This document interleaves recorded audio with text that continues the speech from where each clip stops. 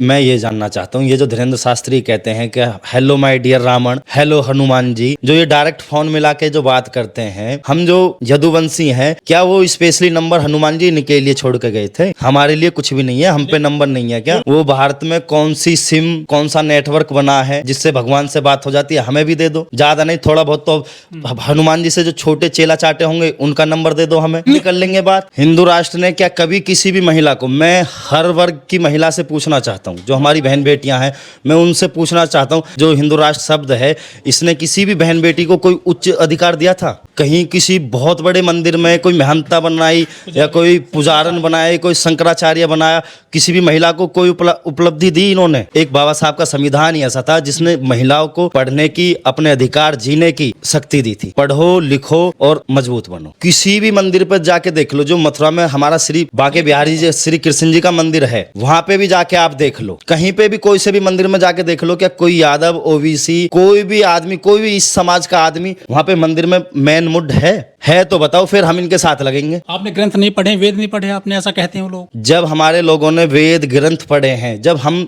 जिस वंशज से हैं, कृष्ण वंशज से, वेद ग्रंथ पढ़ने की क्या जरूरत थी? जब हमारे वेद ग्रंथ पढ़े हुए लोग कथा सुनाने जाते हैं, अपने विचार रखने जाते हैं, उनका सिर मुंडवाते हैं, उनके ऊपर मूत्र विसर्जन कराते हैं, तो फिर वेद कहाँ गए? वेदों का क्या करें हम?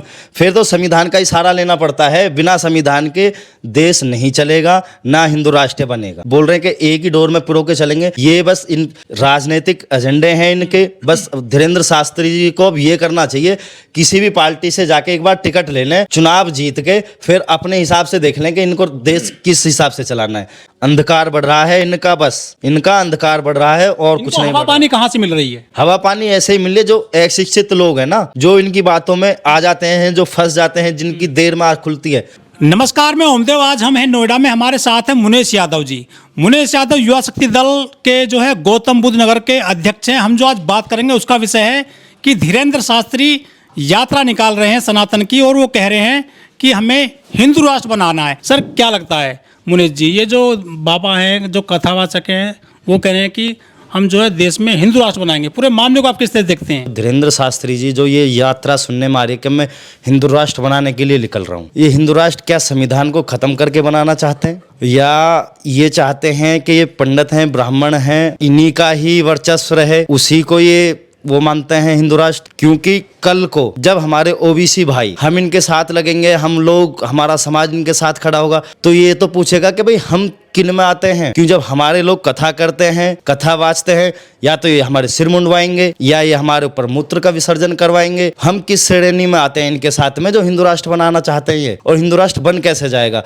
देश संविधान से चलेगा या इनके हिंदू राष्ट्र से चलेगा? धीरेन्द्र शास्त्री बोलते हैं कि हम सभी जातियों को एक डोर में पिरो लेंगे, सबको एकजुट करेंगे, हिंदुओं को। कितनी भी जाति धर्म के लोगों को उसमें डोर में पिरो लें, लेकिन किस डोर में पिरो रहे हैं? ये अपने, जैसे इनके बड़े बड़े मंदिरें हो गए, मठाधीश हो गए, उनके नीचे पोछा मारते रहे, इनकी सेवादारी करते रहे। जैसे पहले राजा महाराजा रहते थे, यादव ओबीसी भाई उनके खानों की, उनके माल खानों की रक्षा के लिए लठ लेके बैठ जाते थे, वो ही डोर में ये बैठाएंगे। उसी समय को ये द्वारा लाना चाहते हैं कि बस इनकी जी हजूरी में सारे समाज, जो ब्राह्मण, जो उच्च हैं, वो तो हिंदू राष्ट्र हो गए, और जो ओबीसी हैं वो इनके नीचे जी हाँ जी करने के लिए हो जाएंगे। कोई डोर ऐसी नहीं है कि किसी भी जाति धर्म को ये एक डोर में पिरो लेंगे। डोर है, अगर सभी जाति धर्मों को डोर में बांध सकता है तो वो बाबा साहब का संविधान है, जो देश का संविधान है, उसी में बन सकते हैं, अन्यथा कोई ऐसी डोर नहीं है। अब काशी मथुरा में भी मंदिर बनाया जाएगा। गाय गंगा का अब तो बीजेपी गवर्नमेंट चल रही है, इसी में हाल देख लो। दुनिया, हमारे पूरे वर्ल्ड में हमारा देश शायद दूसरे या तीसरे नंबर पे है बीफ में। तो बीफ कहीं विदेश से आ रहा है, यहीं से जा रहा है ना। जब हमारे देश का नाम है तो कहाँ जा रही हैं गाय? कट रही हैं। और गंगा का हाल तुम देख लो, अभी देख लो, वो हुआ था महाकुंभ में। यही वही धीरेन्द्र शास्त्री जी हैं जिन्होंने ये कहा था, जो वहाँ पे नहीं जाएगा, भगदड़ में वैसे जो लोगों की क्षति हुई, जो मरे, इन्होंने कहा कि सीधे स्वर्ग गए। अगर स्वर्ग का लोभ क्या एससी समाज, ओबीसी समाज, पिछड़े, इन्हीं को है, इन पंडितों को, इनको नहीं है जो राष्ट्रीय हिंदू बनाना चाहते हैं। तुम भी जाके मर जाओ, तुम भी स्वर्ग की उपाधि ले लो। कथावाचक हैं बड़े वो। अरे तो हुई स्वर्ग में कथा सुनाओ ना जाके, यहाँ क्या कर रहे हो?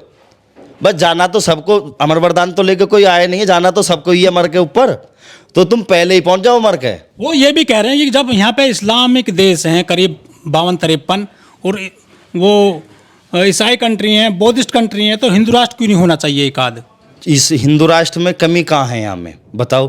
क्या संविधान से ना चले हैं, या अपने अपने जो भी हमारे जो अधिकार हैं उन सबको भूलकर इनके हिंदू राष्ट्र में फंसे रह जाएं? क्या दिक्कत है सर हिंदू राष्ट्र से आपको? दिक्कत क्यों नहीं है? हिंदू राष्ट्र किसके लिए बनेगा ये तो बताओ। कि लोग फिर वही वाली बात आ रही है, इतिहास उठा के देख लो, क्या फिर उसी श्रेणी में भेजना चाहते हैं कि बस इनके लिए लठ लेके खड़े रहें, जैसा ये कहें उसी चीज को करते रहें? ये हिंदू राष्ट्र सड़क से बनेगा या संसद से बनेगा? सड़क से कोई संविधान निकला है? जब तक लोग शिक्षित नहीं होंगे, अपने अधिकारों को नहीं जानेंगे, संसद में नहीं पहुंचेंगे, अपने अधिकारों के मामले में नहीं पता होगी, तो देश कुछ भी नहीं होगा। बिना पढ़े लिखे कुछ भी नहीं चलेगा। सड़क से कुछ नहीं होता। सड़क पे चल, मैं जा रहा हूँ अभी मैं यहाँ से पद यात्रा शुरू करता हूँ अभी कांसीराम तक की, या मुझे वहाँ भेजो वृंदावन तक की, क्या मुझे मेरा देश का वासी मुझे भगवान कृष्ण की उपाधि दे देगा क्या? लेकिन लोग तो जागेंगे ना, धर्म मजबूत होगा, लोग जागरूक होकर के सड़क पर आएंगे, आपका समर्थन करेंगे, तो सरकार उससे हिलेगी। लोग पढ़ाई लिखाई से जागेगी या सड़क पे चलने से जागेगी? कि अपनी पढ़ाई लिखाई किताबें बंद कर दो और अपने बच्चों से, अपने परिवार से, महिला से ये कह दें कि आप बस सड़कों पे जाओ और संविधान, ये तुम्हारी समस्याएं दूर हो जाएंगी सड़क पे चलने से। एक्टर हैं, क्रिकेटर हैं, खिलाड़ी हैं, बड़े बड़े धनपति लोग हैं, युवतियां, बच्चे, महिलाएं चरणों में लौट रहे हैं धीरेन्द्र शास्त्री, वो करें हम आपके साथ हैं, आप हिंदू राष्ट्र बनाइए।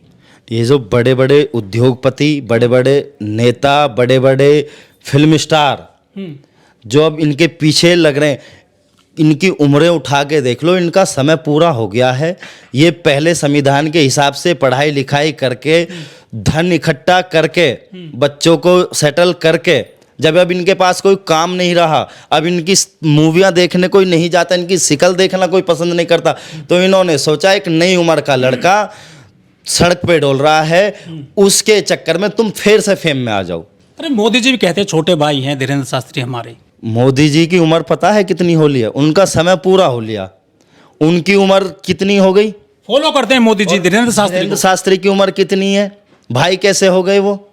या तो उन्हें एक तरीके से भैया, या तो उन्हें धीरेन्द्र शास्त्री को पंडित ही बता लो, या उन्हें अपना भैया ही बता लो। नरेंद्र मोदी जी, उनका सरनेम है मोदी जी, देख लेना किस वर्ग से आते हैं। और धीरेन्द्र शास्त्री जी, इन्हें देख लो पंडित जी को, ये कौन से शास्त्र से आते हैं? तो महिलाओं का उद्धार ये हिंदू राष्ट्र से होगा या हिंदू कोर्ट बिल से होगा जो बाबा साहब लाए थे? महिलाओं का जो उद्धार होगा वो हिंदू कोर्ट बिल लाए थे, जो बाबा साहब जो कोर्ट बिल लाए थे, महिला कोर्ट बिल, उससे होगा।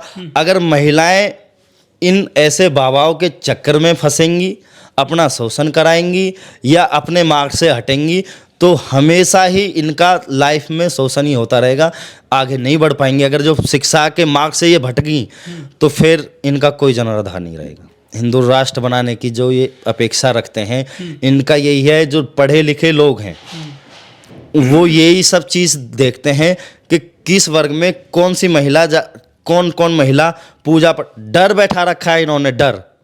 लेकिन सर जो इतना भय बैठा रखा है, अगर तुम किसी पंडित को देख के प्रणाम नहीं करोगे, किसी देवी देवता के सामने नहीं झुकोगे, तुम्हारा नाश होगा, तुम्हारे बच्चे मर जाएंगे, ये हो जाएगा। इतना डर इन महिलाओं में इन्होंने बैठा रखा है, पढ़ाई लिखाई इनसे दूर वंचित रखा बिल्कुल। लेकिन हरियाणा में तो जो जाट हैं, गुर्जर हैं, यादव हैं, युवा फॉलो कर रहे हैं धीरेन्द्र शास्त्री को, उनकी जो यात्रा में शामिल हो गए हैं।